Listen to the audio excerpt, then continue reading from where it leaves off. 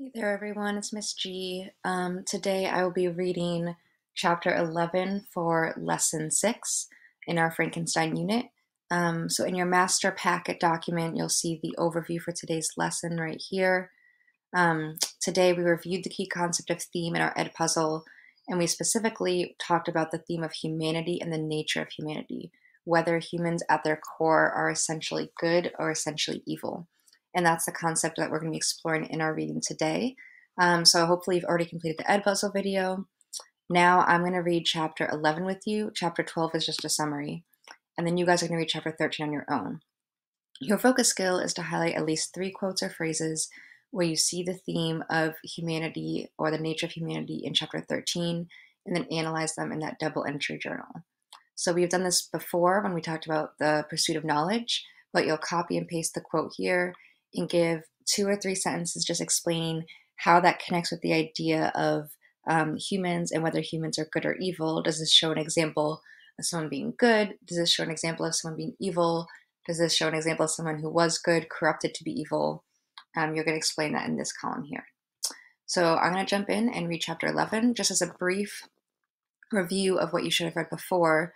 Last video, I read chapter 7 with you about Victor seeing the creature out in the mountains and putting it together that he murdered his 6-year-old brother, William. And then the young girl, Justine, who served the Frankenstein family, was accused for the murder and was sentenced to death. Now, you should have read in chapter 10, when Victor was on a hike, that he encounters the fiend, the creature. They have a conversation, and the creature tells him, you need to listen to my demands. You need to hear me tell my story. And if you do that, then you can guarantee that I'll leave, humankind forever. But if you don't listen to me, I will wreak havoc and will continue to terrorize humans. So he reluctantly goes and listens to the story. So under narrator switch, make sure you write that we've switched now from Victor to the creature. If you want to delete some of these spaces, you can.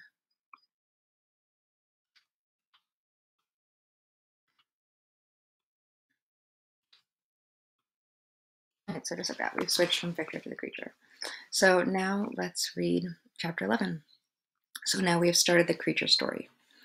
It is with considerable difficulty that I remember the original era of my being. All the events of that period appear confused and indistinct. A strange multiplicity of sensations, or like too many sensations, seized me, and I saw, felt, heard, and smelt at the same time. And it was indeed a long time before I learned to distinguish between the operations of my various senses. By degrees, I remember a stronger light pressed upon my nerves, so that I was obliged to shut my eyes. Darkness then came over me and troubled me, but hardly had I felt this when, by opening my eyes, as I now suppose, the light poured in upon me again. I walked and I believe descended, but I presently found a great alteration in my sensations, or a great change. Before, dark and opaque or not quite clear bodies had surrounded me, impervious to my touch or sight. But impervious, if we go down, means sealed, unpenetrable. But I now found that I could wander on at liberty with no obstacles which I could not either surmount or avoid. The light became more and more oppressive to me, and the heat wearying me as I walked. I sought a place where I could receive shade. This was the forest near Ingolstadt. Remember, that's the German town where Victor went to college and created the creature. And here I lay by the side of a brook resting from my fatigue, until I felt tormented by hunger and thirst. This roused me from my nearly dormant state, and I ate some berries which I found hanging on the trees or lying on the ground. I slaked my thirst at the brook, and then lying down was overcome by sleep. So in his very first moments, he's kind of confused. He's got all of his senses working. Suddenly, he can smell and see and hear and feel, and he can't distinguish things. Um, all he knew was that there was light on him, there was darkness, things seemed basically blurry, everything was just kind of shapes. But he eventually was able to walk around without tripping over things. He was able to kind of make his way around. It seems like he made his way out into the woods to find shade. He found a brook or a river for some water. He found berries. So he's starting to kind of just like tend to his basic needs. He needs shade, he needs food, he needs water. He's starting to kind of realize his needs as a living creature. It was dark when I awoke. I felt cold also, and half frightened as it were, indistinctly finding myself so desolate or so alone. Before I had quitted or left your apartment on a sensation of cold, I had covered myself with some clothes, but these were insufficient to secure me with the dews of night. So before he left Victor's apartment, he did take some of Victor's clothes to kind of cover himself.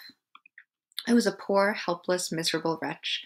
I knew and could distinguish nothing, but feeling pain invade me on all sides, I sat down and wept. Poor creature. He's alone, he's hungry, he's in pain, and he just sat alone and cried. Soon a gentle light stole over the heavens and gave me a sensation of pleasure. So now it's morning time, and now it's going to be warmer, and now he's happier. I started up and beheld a radiant form rise from among the trees, the moon. Oh, okay. I gazed with a kind of wonder. It moved slowly and enlightened my path, and I again went out in search of berries. It was still cold when under one of the trees I found a huge cloak, with which I covered myself and sat down upon the ground. No distinct ideas occupied my mind. All was confused. So he's not really thinking yet. He's not thinking thoughts. He's just kind of like an animal relying on instinct. I felt light and hunger and thirst and darkness. Innumerable or too many sounds rang in my ears, and on all sides various scents saluted or greeted me. The only object that I could distinguish was the bright moon, and I fixed my eyes on that with pleasure. Several changes of day and night passed, and the orb of night had greatly lessened, when I began to distinguish my sensations from each other. I gradually saw plainly the clear stream that supplied me with drink, and the trees that shaded me with their foliage. I was delighted when I first discovered that a pleasant sound, which often saluted or greeted my ears, proceeded from the throats of the little winged animals who had often intercepted the light from my eyes. I began also to observe with greater accuracy the forms that surrounded me, and to perceive the boundaries of the radiant roof of light that canopied me. Sometimes I tried to imitate the pleasant songs of the birds, but was unable. Sometimes I wished to express my sensations in my own mode, my own way, but the uncouth or uncivilized, unrefined, and inarticulate sounds which broke from me frightened me into silence again. So after several days, he's starting to kind of make things clearer. He can clearly see the brook, he can see the trees, he can see the animals, he understands the noise coming from the birds. He tries to mimic the birds' noises, but he was scared by the sounds that came from his mouth, and so he went into silence. The moon had disappeared from the night, and again, with a lessened form, showed itself, while I still remained in the forest. My sensations had by this time become distinct. My mind received every day additional ideas. Excuse me, I'm gonna yawn. Oh, my eyes had become accustomed. My eyes had become accustomed to the light and to perceive objects in their right forms. I distinguished the insect from the herb, and by degrees one herb from another. I found that the sparrow uttered none but harsh notes, whilst those of the blackbird and thrush were sweet and enticing. So he's really starting to be able to distinguish little things now. One day, when I was oppressed by cold, I found a fire which had been left by some wandering beggars, and was overcome with delight at the warmth I experienced from it. In my joy, I thrust my hand into the live embers, but quickly drew it out again with a cry of pain. How strange, I thought, that the same cause could produce such opposite effects. I examined the materials of the fire, and to my joy found it to be composed of wood. I quickly collected some branches, but they were wet and would not burn. I was pained at this, and sat still, watching the operation of the fire. The wet wood which I had placed near the heat dried and itself became inflamed. I reflected on this, and by touching the various branches, I discovered the cause, and busied myself in collecting a great quantity of wood, that I might dry it and have a plentiful supply of fire. When night came on and brought sleep with it, I was in the greatest fear lest my fire should be extinguished. I covered it carefully with dry wood and leaves, and placed wet branches upon it, and then, spreading my cloak, I lay on the ground and sank to sleep. So here he's discovered fire, he's realized that it burns, that it hurts him, he's learned to get dry wood to create fire, and now he's learned to take care of the fire so that he can sleep at night. In the morning when I awoke, and my first care was to visit the fire, I uncovered it, and a gentle breeze quickly fanned it into a flame.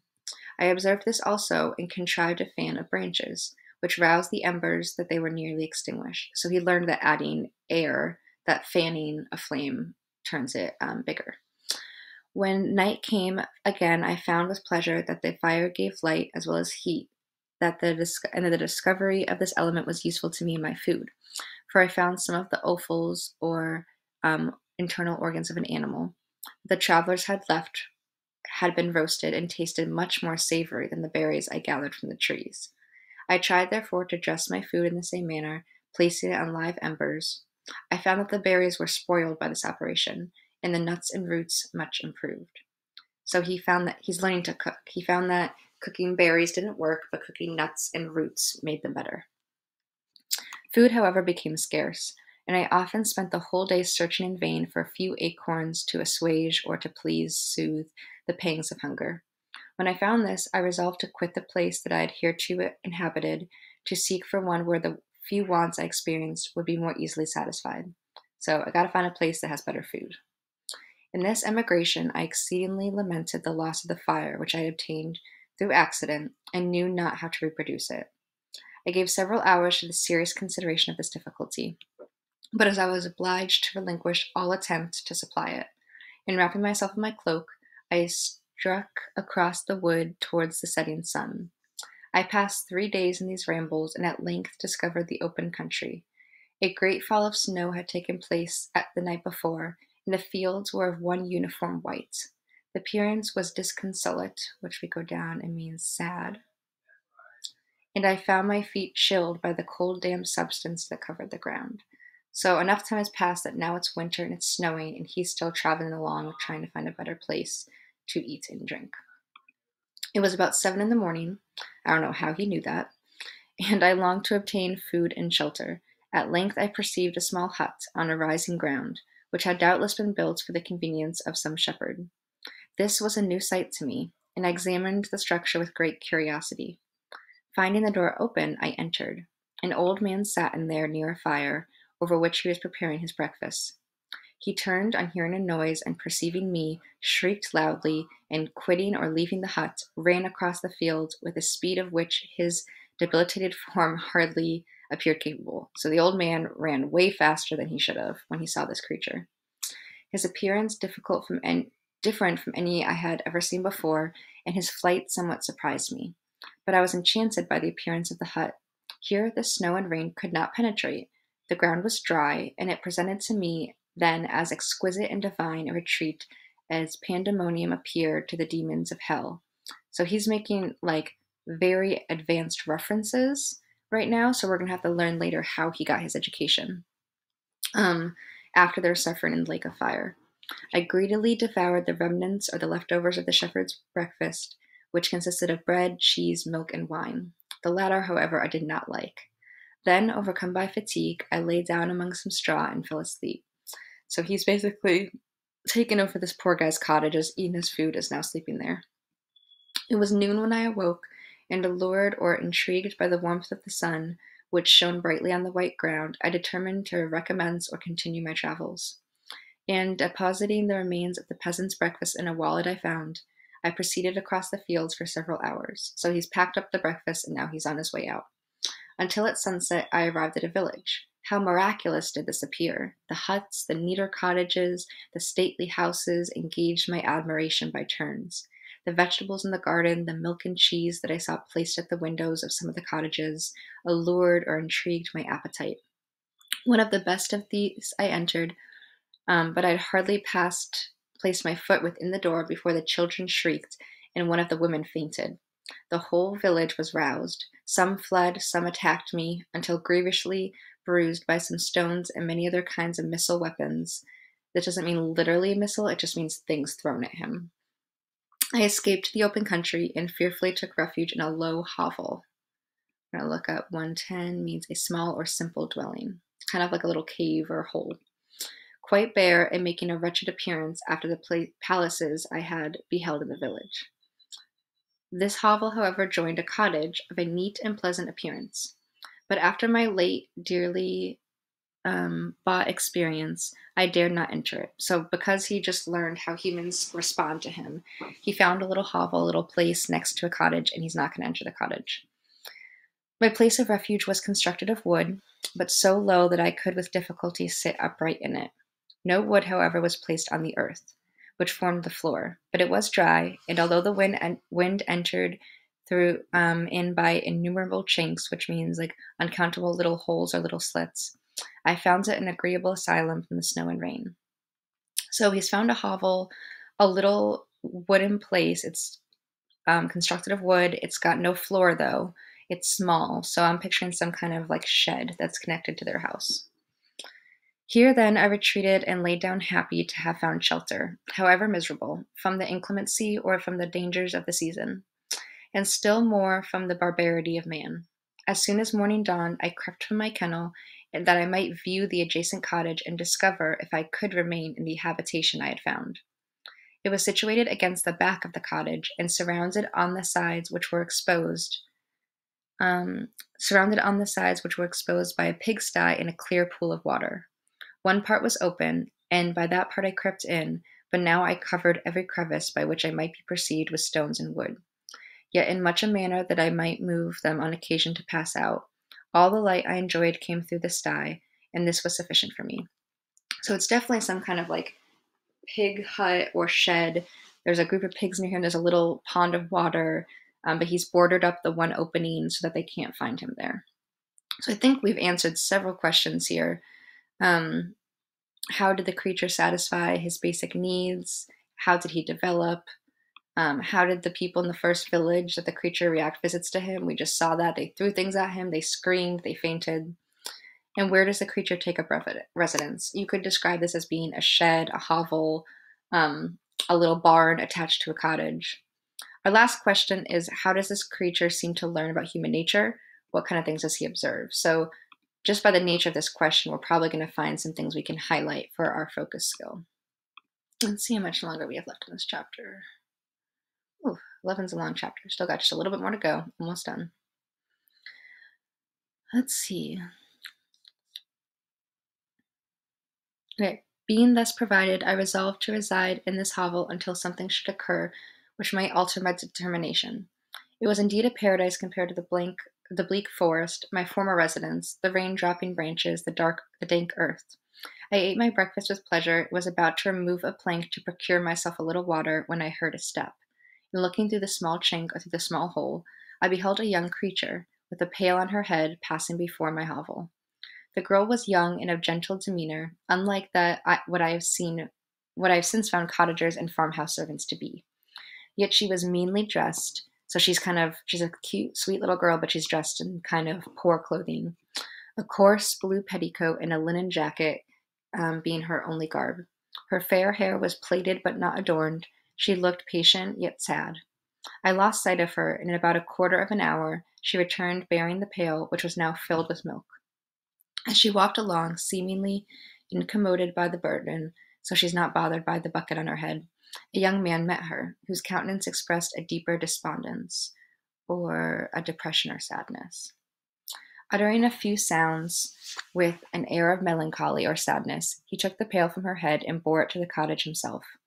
She followed and then disappeared. They disappeared. Presently I saw the young man again, with some tools in his hand, cross the field behind the cottage, and the girl was also busied, sometimes in the house and sometimes in the yard. So he's now starting to observe the people who live in the cottage.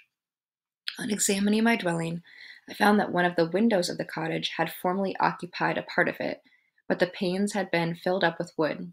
But one of those was a small and almost imperceptible chink or hole through which the eye could just penetrate. Through this crevice a small room was visible, whitewashed and clean, but very bare of furniture. So, because the cottage, or his little shed borders the cottage, there was a window in that wall that had been boarded up, but he can still slightly see through. So through a small hole in the wall, he can see into their house. He sees clean, but not a lot of furniture. In one corner, near a small fire, sat an old man, leaning his head in his hands in a disconsolate or sad attitude. The young girl was occupied in arranging the cottage, but presently she took something out of a drawer, which employed her hands, and she sat down beside the old man, taking it up as an instrument, began to play and produce sounds sweeter than the voice of the thrush or the nightingale. It was a lovely sight, even to me, poor wretch who had never beheld aught beautiful before. The silver hair and benevolent or kind countenance of the aged cottager won my reverence or my respect, while the gentle manners of the girl enticed my love. So the gentle, kind nature of this old man and this little girl immediately made him respect them and just kind of care for them. He played a sweet, mournful air, which I perceived drew tears from the eyes of his amiable companion. So he's playing an instrument and the little girl's crying, of which the old man took notice until she sobbed audibly. He then pronounced a few sounds, and the fair creature, leaving her work, knelt at his feet. He raised her and smiled with such kindness and affection that I felt sensations of a peculiar and overpowering nature. They were a mixture of pain and pleasure, such as I had never before experienced, either from hunger or cold, warmth or food, and I withdrew from the window, unable to bear these emotions. So before now, he'd only really experienced physical symptoms. He experienced pain and hunger, thirst, but now for the first time, he's experiencing emotions. He's experiencing sympathy. He's feeling bad for this family. They seem to be sad. They're crying. Soon after this, the young man returned, bearing on his shoulders a load of wood. The girl met him at the door, helped to relieve him of his burden, and taking some of the fuel into the cottage, placed it on the fire. Then she and the youth went apart into a nook of the cottage, and he showed her a large loaf and a piece of cheese. She seemed pleased and went into the garden for some roots and plants, which she placed in water and then upon the fire. So they're making dinner. He got cheese, she's boiling some vegetables, and she afterwards continued her work whilst the young man went into the garden and appeared busily employed in digging and pulling up roots. After he had been employed thus about an hour, the young woman joined him, and they entered the cottage together. The old man had in the meantime been pensive, or been deeply reflective, thinking. But on the appearance of his companions he assumed a more cheerful air, and they sat down to eat. The meal was quickly dispatched. The young woman was again occupied in arranging the cottage, or cleaning, I'm assuming. The old man walked before the cottage in the sun for a few minutes, leaning on the arm of the youth. Nothing could exceed the beauty and contrast between these two excellent creatures. One was old, with silver hairs, and a countenance or a face beaming with benevolence or kindness and love. The younger was slight and graceful in his figure, and his features were molded with the finest symmetry, yet his eyes and attitude expressed the utmost sadness and despondency. The old man returned to the cottage, and the youth, with tools different from those he had used in the morning, directed his steps across the field. Now, throughout this section so far, I only have a little bit more to read. I'll just finish it, sorry. Night quickly shut in, but to my extreme wonder, I found that the cottagers had a mean of prolonging light by the use of tapers. If I go down, that means a candle. And was delighted to find that the setting of the sun did not put an end to the pleasure I experienced in watching my human neighbors. In the evening, the young girl and her companion were employed in various occupations, which I did not understand, so perhaps they're playing games. And the old man again took up an instrument which produced the divine sounds that had enchanted me in the morning. So soon as he had finished, the youth began not to play, but to utter sounds that were monotonous, and neither resembling the harmony of the old man's instrument nor the songs of the birds. So I think they're just having a conversation. He's just talking. I since found that he read aloud, but at that time I knew nothing of science or words or letters. So I guess the young man was doing a reading for them. The family, after having been thus occupied for a short time, extinguished their lights and retired, as I conjectured or guessed, to rest. So he's basically got a free lesson. He's watching like a TV show practically of this family. He gets to just observe humans and learn what they do, how they live. Several times he describes the old man as benevolent, which means kind. I'm trying to see the different places if I can skim.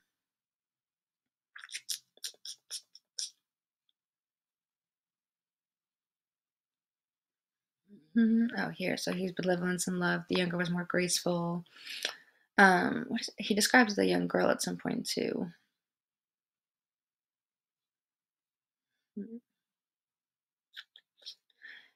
Anyway, he's definitely he sees this young family caring for each other, and they seem to be depressed or sad, but they still love each other. They take care of each other. They seem kind. So in terms of what does he learn about human nature? How does he observe them? In terms of your focus skill, maybe highlight some lines in there that have to do with the kindness or the goodness of humans, right? And then I'm just going to quickly read the chapter 12 summary, and you'll read chapter 13 on your own. Okay, so the creature continued to observe the cottagers, and he learned their names. De Lacy was the father, Agatha the daughter, and Felix the son.